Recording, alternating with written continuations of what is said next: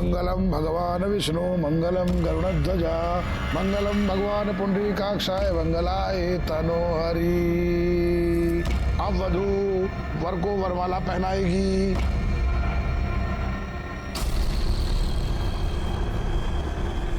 ये लो बेटा। ये क्या हो रहा है? डाल दो बहू, डाल दो, डाल दो, डाल दो।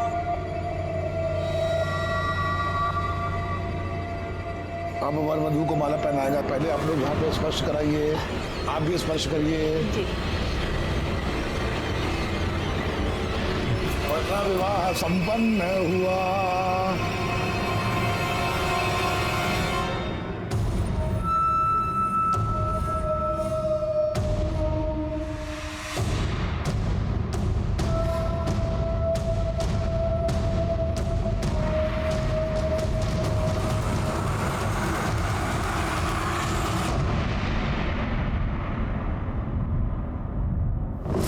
उसके बाद क्या हुआ आपको कुछ याद नहीं है? जब आप सुबह सो के उठी तो आपके बगल में कोई था? बोलिए। जी भानु। कौन भानु? जिस मरा हुआ आदमी से अपना शादी हुआ ना, उसका छोटा भाई। यादव जरा पता कीजिए। सर चलिए। अरे किसी को कुछ होश वोश है कि नहीं? घर से बहू बाहर निकल गई है, हर कोई कह रहा है हमें नहीं मालूम, हमें नहीं मालूम। अरे किसी को कुछ बताओ तो कि कहाँ गई है वो? अरे तभी ना कह रहे हैं, इतना सब लोग हो तुम लोग, देख नहीं सकते थे कौन कहाँ जा रहा है? लेकिन हम तो अभी सो के उठे हैं। तुम तो सोते रहो बस। और तुम कहाँ थे रे? अरे भैया हम तो बेडरूम में ही थे ना, पता नहीं कब उठ के चली गई। और आप लोग चिल्लाइए मत, हम जा रहे, देख के आ रहे तो खाली।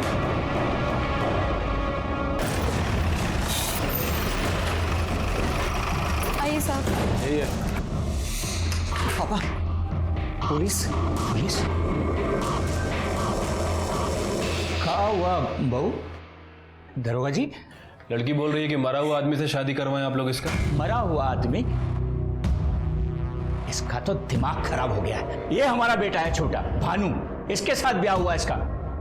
ए जाओ एल्बम लेके आ जरा। हाँ दिलाते हैं। देखिए जब आप एल्बम देखिएगा आपको सब पता चल जाएगा। अरे बारात गई, विधि विधान से शादी हुआ, अब कैसे समझाएं हम आपको? अरे लाओ, ला रहे हैं। ले लीजिए।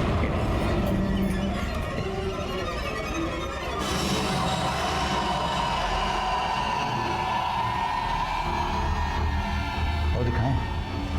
साहब पगला गई है ये लड़की। भोरे भोरे बिना किसी को बताए पता नहीं कहाँ चली गई थी घर से। क्या है सब? वो जो लकड़ा खंभा को हम माला पहनाए थे वो। अरे बताए थे ना तुमको, ये घर का रिवाज है, ग्रह पीड़ा शांति के लिए सब करना पड़ता है। हाँ सर, पापा सही कह रहे बिल्कुल। इसकी शादी हमारे साथ हुई है। ठीक है, संभालिए अपनी बहू को।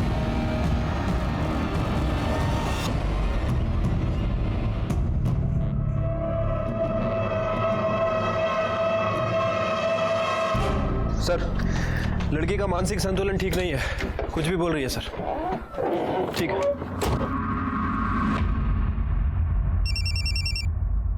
हेलो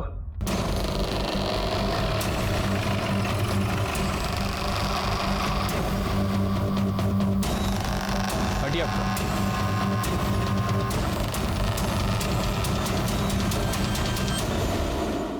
जलाया गया है सर। ऐसा ही लगता है।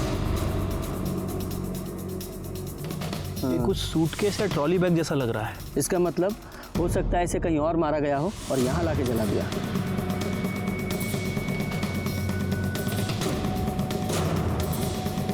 ब्रेसलेट?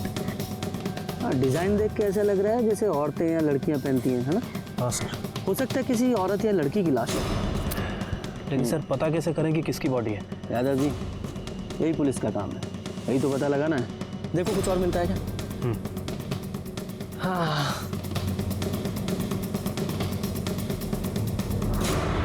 सर फोन मिला है। देखो कोई सिम कार्ड या मेमोरी कार्ड बचा है क्या इसमें? सर रीढ़ की हड्डी टूटी हुई है, मतलब किसी धारदार हथियार से वार किया गया है। और फॉरेंसिक रिपोर्ट के हिसाब से पहले मर्डर हुआ है और उसके बाद बॉडी को जलाया गया है। साहब वो जो बॉडी पे सिम मिला था ये उसकी रिपोर्ट है और आधार कार्ड का कॉपी भी। ठीक है। Madhu Mishra 23/17 Ishakchak Bhagalpur, daughter of Prakash Mishra. Yadav ji sir आइए।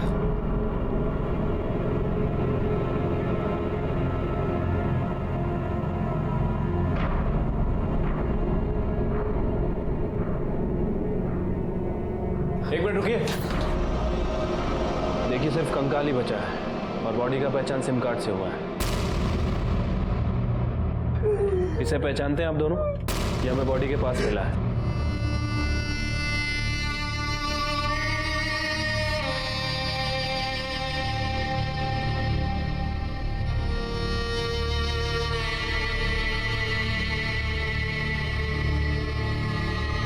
ससुराल वाले मारे हैं उसको।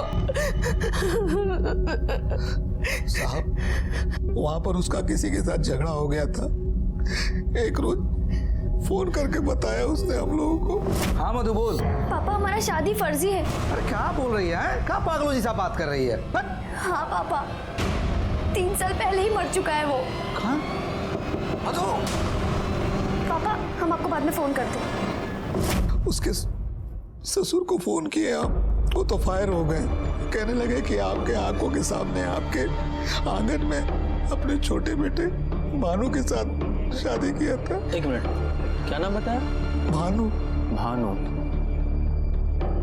ये आपकी बेटी की शादी कहाँ हुई थी? वो ठेकेदार है ना साहब, लल्लन चौबे उन्हीं के हैं। तिलक माझी चौक वाले। जी साहब। सर ये तो वही लोग हैं। और वो लड़की सुमन, उसने भी इन लोगों के बारे में बताया। सुमन तिवारी नाम की औरत पहले ही मेरे थाने में आ चुकी थी और फिर ये मधु मिश्रा का केस। दोनों ने ही भानु चौबे का जिक्र किया था। दोनों औरतों की कंप्लेन भी एक जैसी थी। कौन था ये जो एक मरे हुए आदमी से जिंदा लड़कियों की शादी करवा रहा था और क्यों? और फिर उन दोनों में से एक औरत की हत्या हो गई। और जब उसकी जांच करने हम लल्लन चौबे के घर पहुंचे तो वहां एक अलग ही महाभारत छिड़ गया।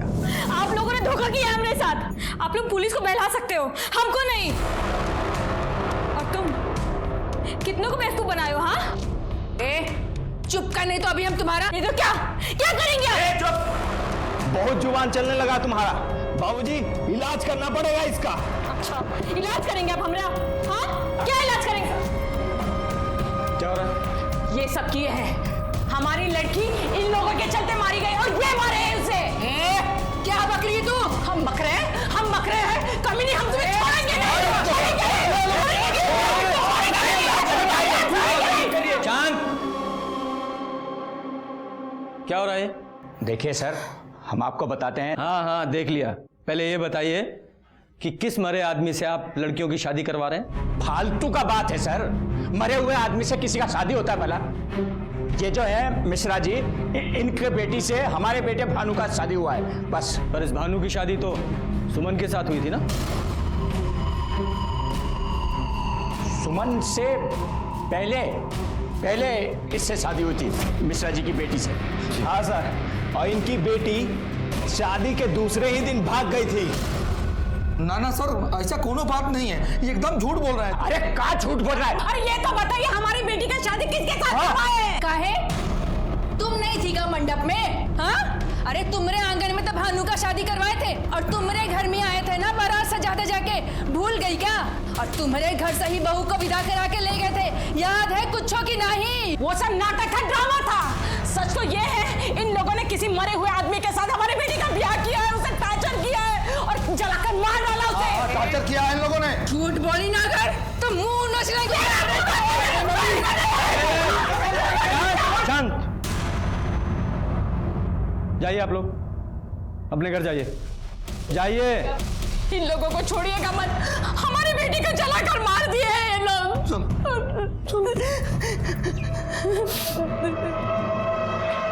यादव जी चलिए।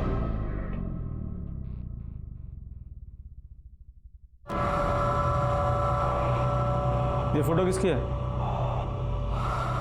सर ये हमारे बड़के भैया थे, बद्री चौबे। 3 साल हुआ डेथ कर गए।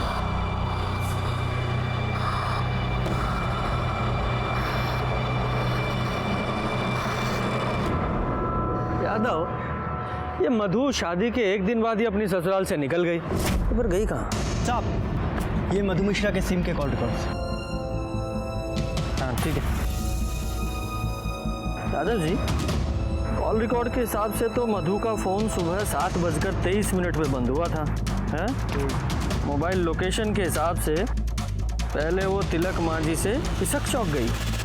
मतलब अपने ससुराल से निकल के अपनी माँ के घर। हाँ, और उसके 20 मिनट बाद नाथनगर, वहाँ उसका फ़ोन 7:23 पे बंद हुआ है। मतलब मधु अपने ससुराल से निकल के अपनी माँ के घर गई, फिर अपनी माँ के घर से निकल के कहीं और चले गए। लेकिन सर, मधु के माँ बाप ने हमसे ये बात नहीं बताई थी। मतलब आप जो बोले कि मधु का आपको फ़ोन आया, वो सब झूठ था? सर फोन नहीं आया था, वो खुदे आ गई थी शादी के एक दिन बाद।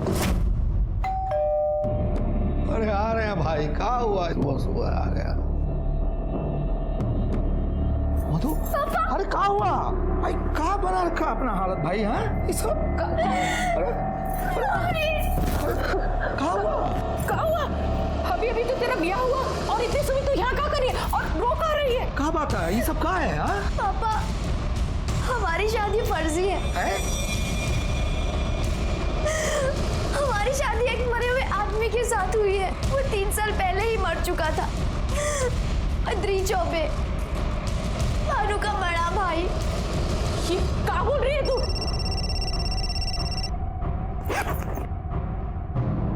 हेलो, हाँ हम घर पहुंच चुके हैं, बस आते हैं। किसका फ़ोन था? वो राजेश राय, दोनों में दोस्ती थी ना। मतलब दोनों के अफेयर वाली बात सच है? अरे सर बोले ना, इसीलिए तो हम लोग किसी से कुछ बोले ही नहीं।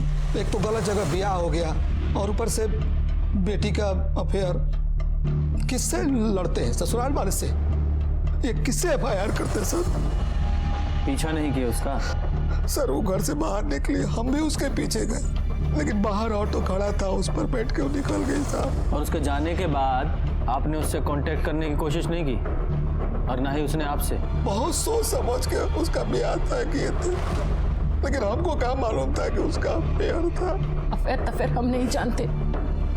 हमारी बेटी के साथ उसके ससुराल में बहुत अत्याचार हुआ है, नहीं तो काहे भागती वो वहां से?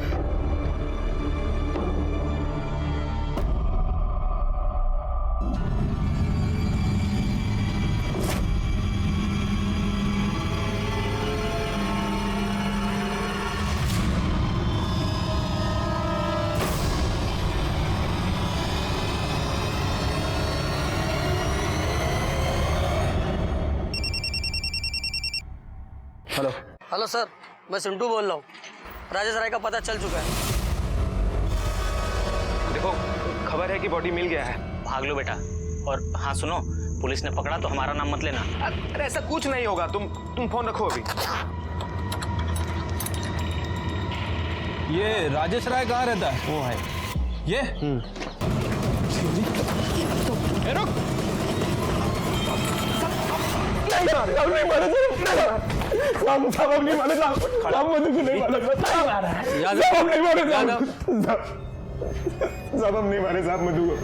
शादी के एक दिन बाद ही वो भाग के तुम्हारे पास चली आई थी, उसके बाद से वो गायब। सब आई थी साहब, पर सब हम मारे नहीं उसको साहब। सब 3 साल से लव करते थे साहब उसको, जबरदस्ती शादी फिक्स कर दिया साहब उसका। वो तो सुसाइड तक का सोच रही थी साहब। तो हम बोले कि मिलो हमसे।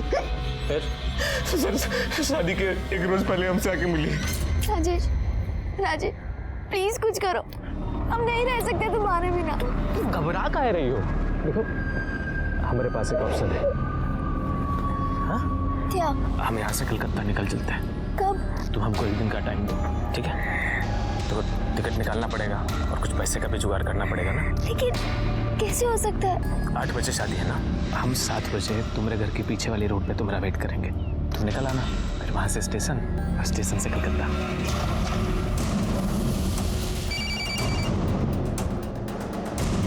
कहाँ हो तुम? मधु हम आ रहे हैं। बारात बस पहुँचने ही वाली है। तुम चिंता ना करो, हम आ रहे हैं, पहुँच रहे हैं ना।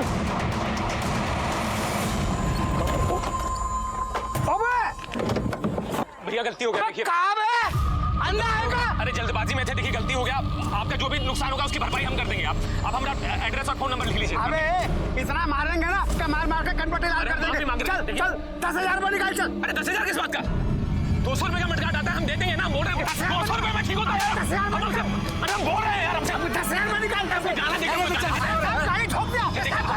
हमको कहीं पहुंचना है। देखिए बहुत बड़ा इमरजेंसी है, हमको जाना है, इंतजार कर रहा है। अरे वो कर देंगे सारा भरपाई। अरे मेकअप हुआ कि नहीं? बहुत ही प्यारी लग रही है, नजर ना लगे। अरे जल्दी करो भाई सब लोग, हैं दरवाजे पर बारात लगने वाला। तुम चलो उसे सजने दो। चलो चलो जल्दी ले आओ उसे। आ जाओ आओ।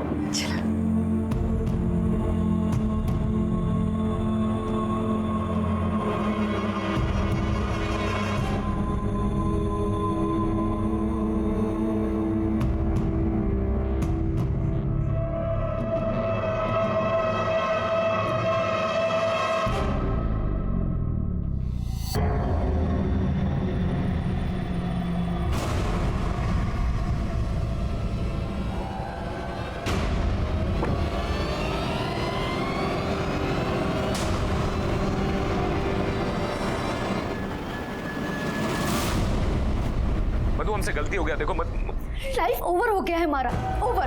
तुमने हमें धोखा दिया और यहाँ भी हमारे साथ धोखा हुआ है। मधु देखो तुम रो मत मधु, हम है ना, हम सब संभाल लेंगे मधु, हम है ना, हम आ रहे हैं। नहीं नहीं नहीं नहीं, अभी नहीं, यहाँ बहुत लोग हैं, तुम्हें मार देंगे। हाँ तो मधु मेरी बात सुनो, देखो वो जो नाथनगर वाला पानी का टंकी है ना, तुम सुबह 6 बजे वहां आ जाना, हम पहुंच जाएंगे। दुल्हन, ओ दुल्हन,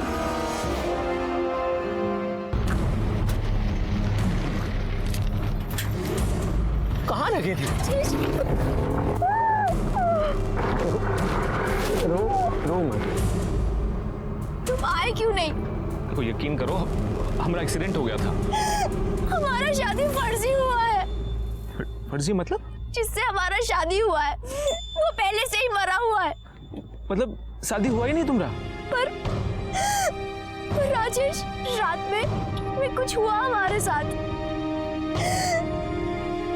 कोई था कमरे में, हमारे बेड पे, हम बेहोश थे, पर सच में हमारे साथ कुछ हुआ।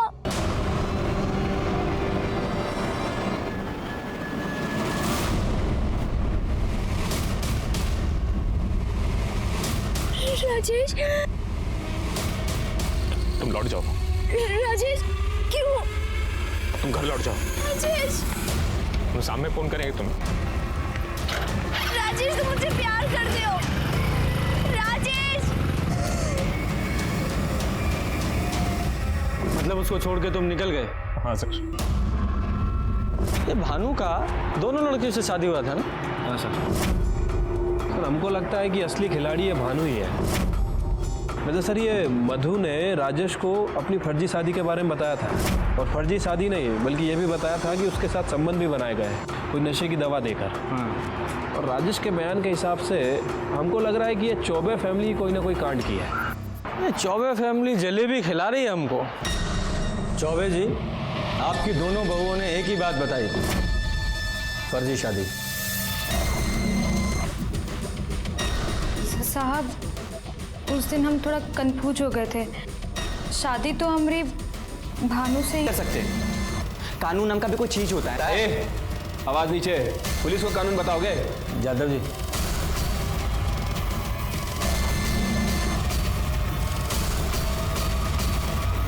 चलिए।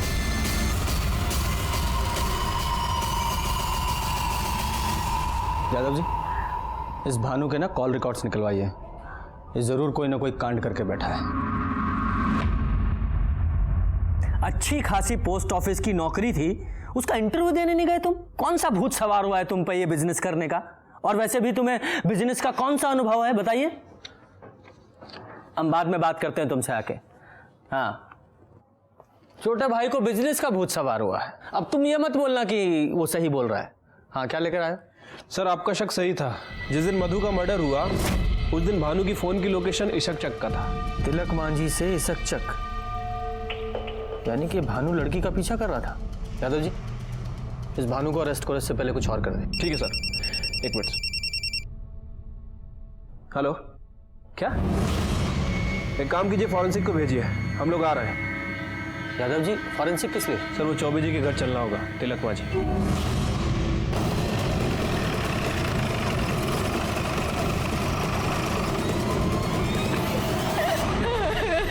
क्या हो गया? पीछे चलो, पीछे।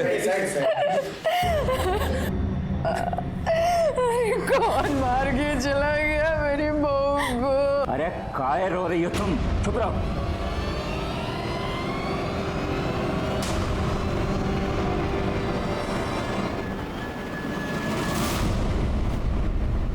बॉडी सबसे पहले किसने देखी? हमने देखा था, वो यहाँ कोयला लेने आए थे तो दिखे। अरे साहब, घर में थी सुबह एकदम अच्छी खासी थी, पता नहीं यहाँ क्या करने आई और कौन मार गया।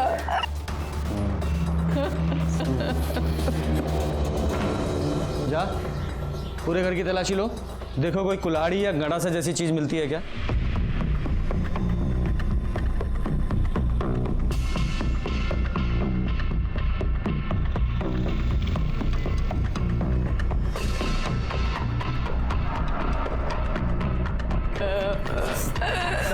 ये मिला है।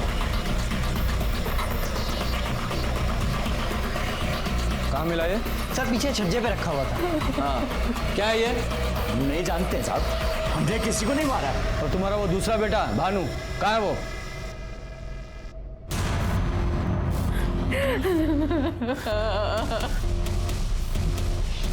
ये क्या हुआ मम्मी? दुल्हन चली गई बाबू। ये कैसे हुआ पापा? कहाँ थे तुम? साहब वो तो हम बरारी गए थे, वो सीमेंट लेने के लिए। ये पर्ची रहा। ये तो कल की डेट की है। हाँ, वो पैसा बकाया था ना साहब, तो पैसा ही देने गए थे। बकाया देने गए थे या इसको मार के भागे थे? और मधु को भी इसी कुल्हाड़ी से मारा था ना? नहीं साहब, हमने किसी को नहीं मारा, और ये तो हमारा है भी नहीं। पापा बोलो ना आप। जीप में डालो इसे। देखो साहब, इसने किसी को नहीं मारा है, आप बिल्कुल गलत कर रहे हैं। अच्छा, मैं गलत बात कर रहा हूँ? पूछो इससे, 19 जून को जिस दिन मधु का मर्डर हुआ उसके पीछे गया था कि नहीं गया था? पापा हमने कुछ लेके जाओ इसे। देखिए साहब, इसे छोड़ दीजिए। अरे इसने कुछ नहीं किया। शांत। ये गुलाली लीजिए, इस पे फिंगरप्रिंट्स होंगे। उन फिंगरप्रिंट्स की रिपोर्ट मुझे जल्दी से देनी चाहिए। साहब हम बताते हैं, शादी के एक दिन बाद हमारे भोरे भोरे आंख खुल गए साहब।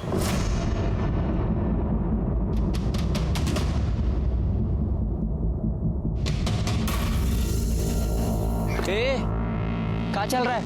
हाँ, कहाँ भाग गई वहां से? क्यों? तुम नहीं जानते?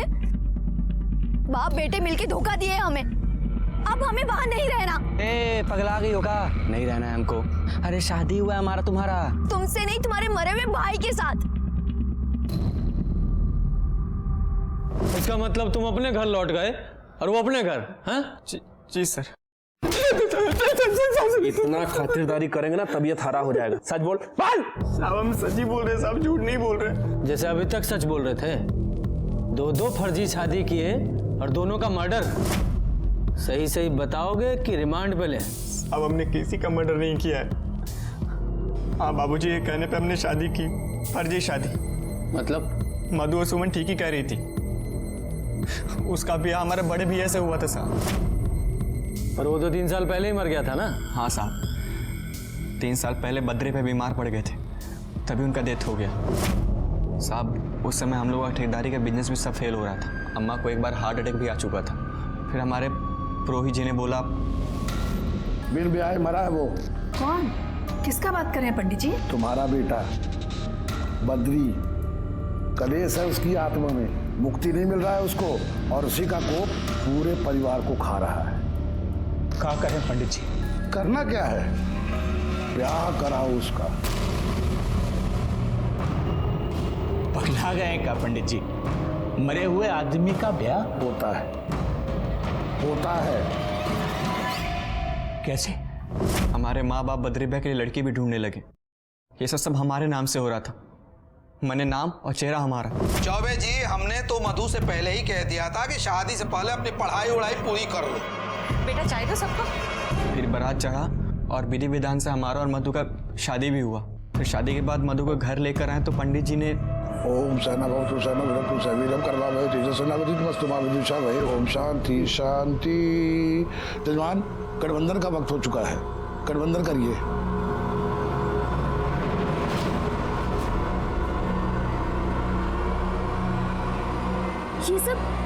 ये सब क्या हो रहा है? अरे कुछ नहीं बेटा, ये हमारे घर की रस्म है। इससे ना ग्रह पीड़ा शांत होती है, इसलिए तुम चिंता नहीं करो। जैसे जैसे पंडित जी बोल रहे हैं ना, वैसे वैसे करो।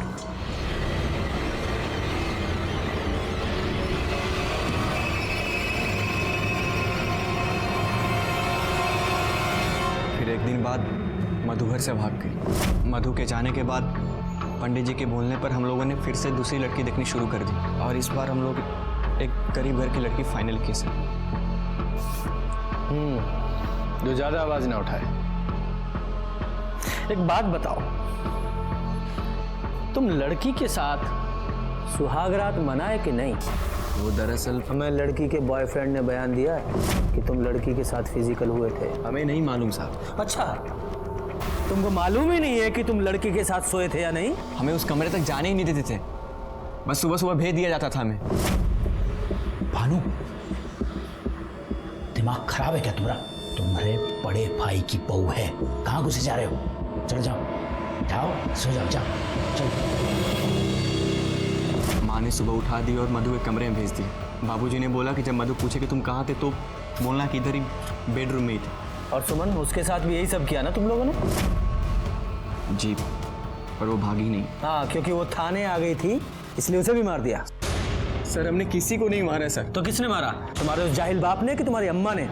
तुम्हारे घर से कुल्हाड़ी मिली है और उसके फिंगरप्रिंट्स की रिपोर्ट बस आने वाली है। सर आपको जो जांच कराना ना करा लीजिए, पर सच बात यही है कि हमने किसी को नहीं मारा। फिर वो फर्जी शादी और वो शादी जो तुम्हारे मरे हुए भाई से हुई थी, वो सब दोनों लड़कियों को कैसे मालूम हुआ? वो हमने ही बता दिया था सर। खेल हो रहा है हमारे साथ। बियाह की बेदी पे हम बैठे हैं और शादी पर कपैया का, जिसको मरे हुए 3 साल हो गया।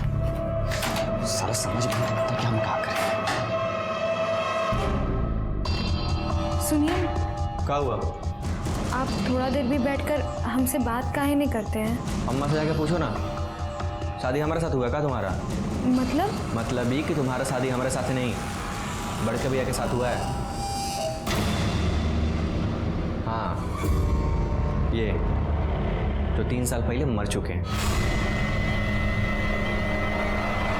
और जब यही बात सुमन ने पुलिस को बताई तो उसे मार दिया तुम लोगों ने? साहब हमने किसी को नहीं मारा, कितनी बार बोले। जा, इसे लॉकअप में डालो। यहाँ के दाल भात खाएगा ना तो सब कुछ भूलेगा। पर सर हमने जो भी किया बाबूजी के कहने पे किया। हाँ, उनका भी नाप लेंगे हम। कुछ नहीं। हम पुलिस वाले अच्छे से समझ रहे थे कि ये लल्लन चौबे फैमिली कोई दूध की धुली नहीं है, और इस केस का भेद खुला भी जब इस केस का मास्टरमाइंड पंडित मुन्नी लाल ओझा सामने आया। आप ही थे ना जिन्होंने उस मरे हुए लड़के से दोनों लड़कियों की शादी करवाई थी? जी, तंत्र विद्या में होता है। अच्छा, तंत्र विद्या में लड़कियों का शारीरिक शोषण भी होता है? जा आओ लल्लन चौबे, ये पंडित जी ने सब बता दिया है। वो लड़कियों का शोषण सब कुछ बता दिया है। पंडित जी ने तो गंडा बांधा था हमको, पहले खुद गए और फिर। अब सुहाग रात का रस्म पूरा होगा। और करेगा कौन? तुम्हारे बेटे बद्री की आत्मा हमारे शरीर में वास कर रही है। अब वो जो भोगेगा हमारे माध्यम से भोगेगा। मतलब? विवाह का सुख वो हमारे शरीर से भोगेगा। फौजी, ये दूध ले लो बेटा, पी लो, सगुन होता है। लो।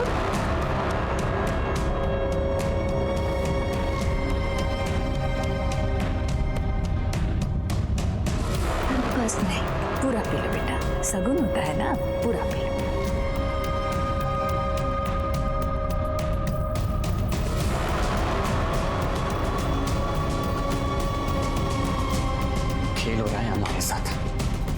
कि बेदी पे हम बैठे हैं और शादी पर कवैया का। सारा समझ में नहीं आता कि हम क्या करें।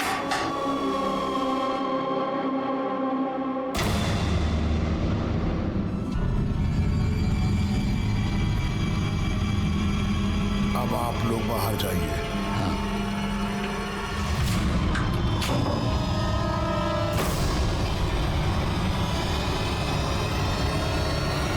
तुलीन अब बदरी युक्त हो गई है। अब जो भी इसको पहनेगा बदरी उसके माध्यम से सुख प्राप्त करेगा।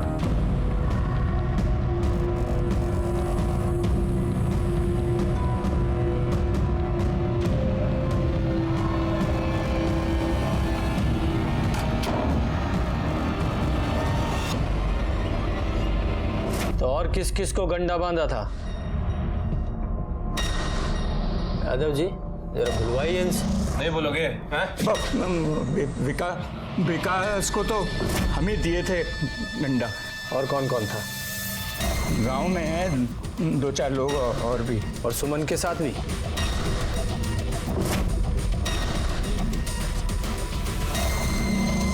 आज रात के बाद ये गंडा मैं तुमको दे दूंगा। नौने आदमी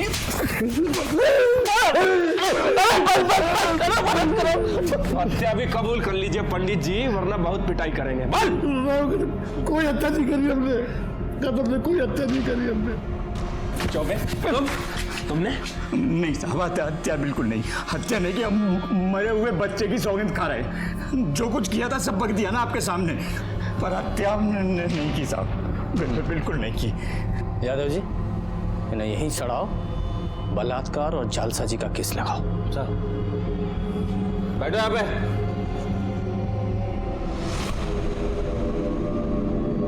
सर कुल्हाड़ी का फॉरेंसिक रिपोर्ट आ गया है, किसी का भी फिंगरप्रिंट नहीं है। यादव जी 2 बातें हो सकती हैं। कातिल ने कुल्हाड़ी से फिंगरप्रिंट्स मिटाए और चौबे परिवार के घर में छुपा दी, जिससे हमारा शक उन पे जाए। या फिर ऐसा भी हो सकता है कि चौबे परिवार ने यह काम किया हो और कुल्हाड़ी अपने यहाँ छुपा दी, जिससे हमें ऐसा लगे कि चौबे परिवार को फंसाया जा रहा है। साहब सर राजेश राय की कॉल डिटेल्स। मधु को छोड़कर चला गया था पर सर ज्यादा दूर नहीं जा पाए, बहुत सेल्फिश है हम, बहुत कमी है। नहीं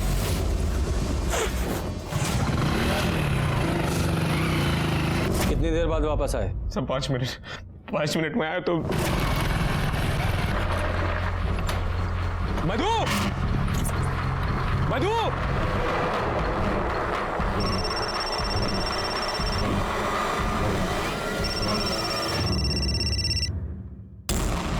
मधु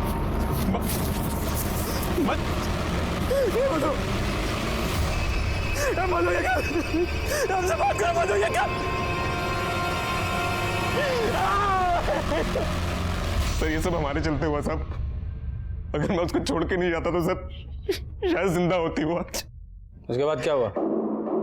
देख अभी तू बरी नहीं हुआ है, अभी मौका है, सब बता दे वरना लंबा फंसेगा। साहब हम बहुत डर गए थे साहब, तो सर हम अपने दोस्तों को फोन किए। कौन दोस्त?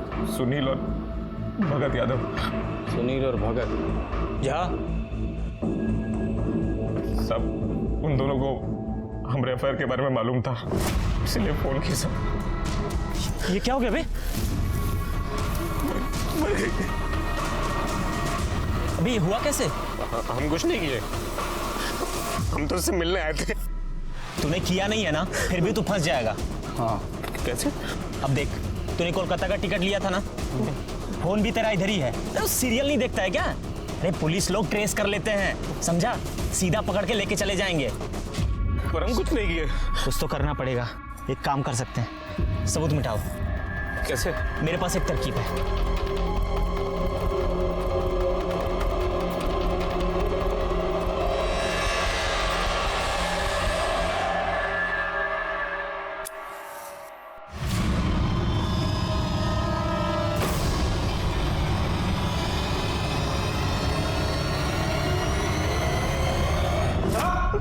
हाँ यही है ना तुम्हारे साथ के वो 2 महारथी, तुम्हारे दोस्त? सर हम तो बस दोस्त की मदद करने की नीयत से सब किया साहब। और कौन कौन था तुम्हारे साथ? कोई नहीं सर, सूटकेस हम अपने घर से लाए सर, और पेट्रोल दोस्त से मंगवाया था सर। कहा कि वहाँ पेट्रोल पंप पे सीसीटीवी लगा है सर। टीवी सीरियल बहुत देखते हो ना तुम लोग, अब असली थाना देखो। अच्छा, टीवी सीरियल में ये एविडेंस मिटाने का मतलब नहीं बताते कि इसका नतीजा क्या होता है? सर हम लोगों ने मधु को नहीं मारा सर, नहीं मारा सर, हमने चुप! एविडेंस मिटाए तुम लोगों ने, और वो अपराध है। क्या प्रूफ है तुम लोगों के पास कि तुम लोगों ने मर्डर नहीं किया? ये तो साबित होना बाकी है अभी। सर इन तीनों की बातों से तो बिल्कुल पता नहीं चला है कि आखिर मधु का मर्डर किसने किया। अरे हमको तो इन तीनों के बयान पे ही विश्वास नहीं है। अरे 5 मिनट के अंदर कैसे कोई किसी को मार के जा सकता है? बहुत मुश्किल है सर। साहब ये सुमन का पोस्टमार्टम रिपोर्ट। हाँ ठीक है। स्पाइनल कॉर्ड टूटा हुआ है, गहरा जख्म है। यादव जी ये मधु की पोस्टमार्टम रिपोर्ट निकाल लीजिए। ले लीजिए सर। ये देखिए, ठीक वैसा ही गहरा जख्म का साइज भी 5 से 5.5 इंच के बीच। यादव जी ये तो कंफर्म है कि दोनों लड़कियों को एक ही आदमी ने मारा है। क्या कर रही है पुलिस? हाँ, हमारे बेटे के हत्यारे को अब तक क्यों नहीं पकड़ा? कौन शोर मचा रहा है? देखो सर। हम ऊपर तक जाएंगे, मीडिया को बुलाएंगे, हम छोड़ेंगे नहीं किसी को। देखना क्या हुआ है? क्या हुआ? क्या हुआ हमारे बेटे के केस का? हाँ, कहाँ है हत्यारे लोग? फांसी पे चढ़ा दीजिए उन चौबे और उसके परिवार वालों को। हत्यारे कहीं के पापी लोग हैं वो लोग। छोड़ना नहीं किसी को, हम कह रहे हैं आपको। अरे तुम यहाँ क्या कर रहे हो? अरे पुलिस अपना काम करे। चलो घर चलते हैं। माफ कीजिएगा साहब, क्या है ना कि बेटी के कारण थोड़ा सा परेशान है। चलो पुलिस अपना काम करेगी। हमारे बेटे के हत्यारे को छोड़ना नहीं। हाँ, पता चल रहा है। हम किसी को नहीं छोड़ेंगे हमारे बेटे के हत्यारे को।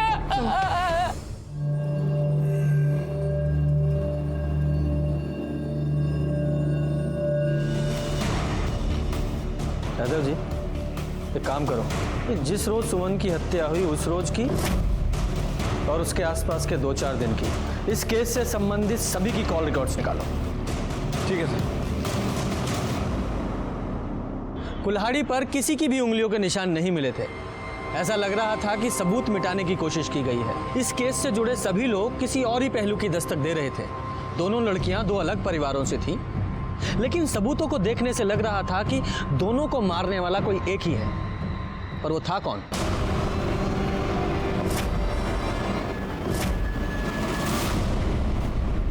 साहब आप लोगों से कितनी बार कहा है ये ग्लास हमेशा पानी से भरा होना चाहिए।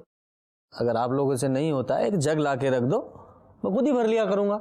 हाँ जाइए। सर सभी के फ़ोन रिकॉर्ड्स चेक किए हैं, लेकिन किसी के फ़ोन रिकॉर्ड्स में कुछ मिला नहीं है। लेकिन सर ये प्रकाश के फ़ोन रिकॉर्ड्स में कुछ अजीब दिख रहा है। क्या अजीब है इसमें? सर वो जिस दिन सुमन का मर्डर हुआ उसी दिन उसी समय तकरीबन 9:15 पर ये प्रकाश के फ़ोन पर इन 6 अलग अलग नंबरों से फ़ोन आया था। हाँ तो उसकी ट्रैवल एजेंसी है तो फ़ोन तो आएंगे ही। सर फ़ोन तो आएंगे, लेकिन इन 6 नंबरों में से किसी ने भी प्रकाश से 6 से 7 सेकंड से ज़्यादा बात नहीं की है। मतलब प्रकाश को फ़ोन किया, प्रकाश ने हाय हेलो की और फ़ोन रख दिया। अजीब है सर। हाँ अजीब तो है। यादव जी पता करो ये लोग कौन हैं जिन्होंने प्रकाश को कॉल किया और क्यों? उनकी वाइफ उठाई थी फोन, बोले नहा रहे हैं। उनकी वाइफ बोली बीमार हैं, बाद में कीजिएगा। मिसेस मिश्रा से बात हुआ, उस टाइम वो सो रहे थे। मिश्रा जी फोन पे अबे नहीं किए, पूजा पर बैठे थे, फोन वाई ना उठाया। ये बात कौन बोला? और कौन? जिसने फोन उठाया उनकी वाइफ।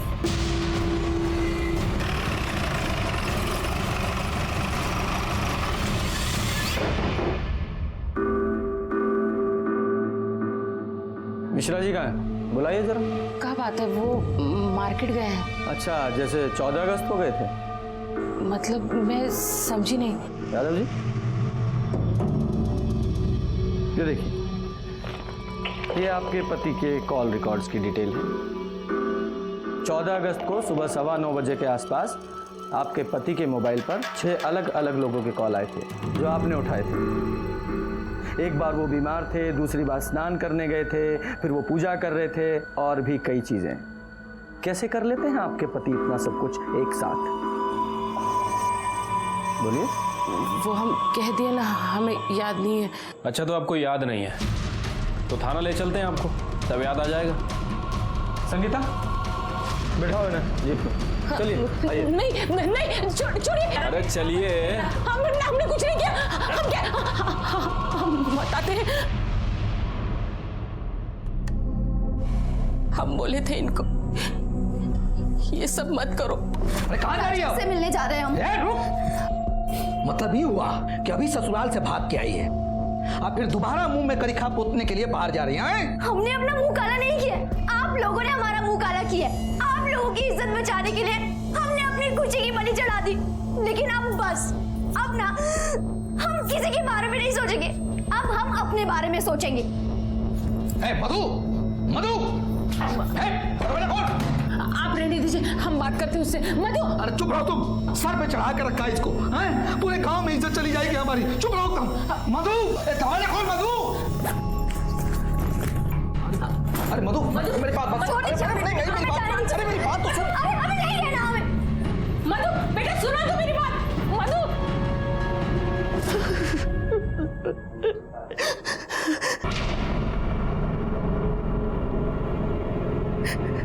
अब क्या हो गया सर? क्या हुआ? हम सब बता ही दिए।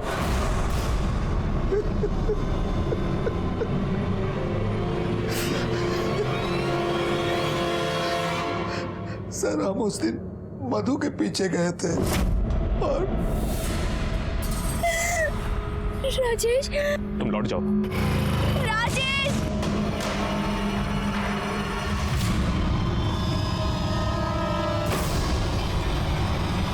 इज्जत के लिए बेटी को मार दिया, लौटा इज्जत। और सुमन को मार के क्या हासिल हुआ? उसको भी आपने मारा ना? हम जानते थे सर कि एक दिन मधु का लाश पुलिस को मिलेगा और पुलिस का पूरा शक जो है लल्लन और उसकी फैमिली पर जाएगा। और उस शक को पक्का करने के लिए सुमन को मार दिया। जी सर, सुमन ने हमारा कुछ नहीं बिगाड़ा था सर, लेकिन उन लोगों ने उसकी भी लाइफ बर्बाद कर दी थी। एक दिन मुझको पता चला कि सुमन ने उन लोगों के ऊपर केस किया है, तो उस दिन से उसके घर में हम निगरानी रखने लगे थे। और परसों सुमन जब इंतकाम लेने वाला इंसान हमेशा दो कब्र खोदता है, एक उसकी जिसको वो मारता है और दूसरी खुद की।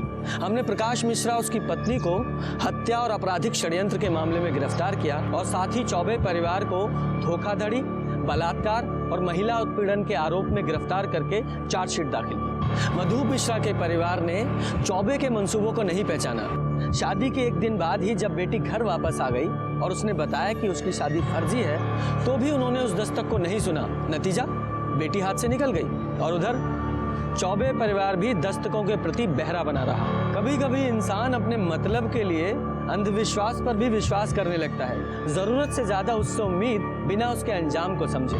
इसी के साथ मैं सीनियर इंस्पेक्टर रंजीत ठाकुर आपसे विदा लेता हूँ। कल फिर मिलेंगे। सतर्क रहिए और देखते रहिए क्राइम पेट्रोल दस्तक। मकसद बताना नहीं, बचाना है। जय हिंद।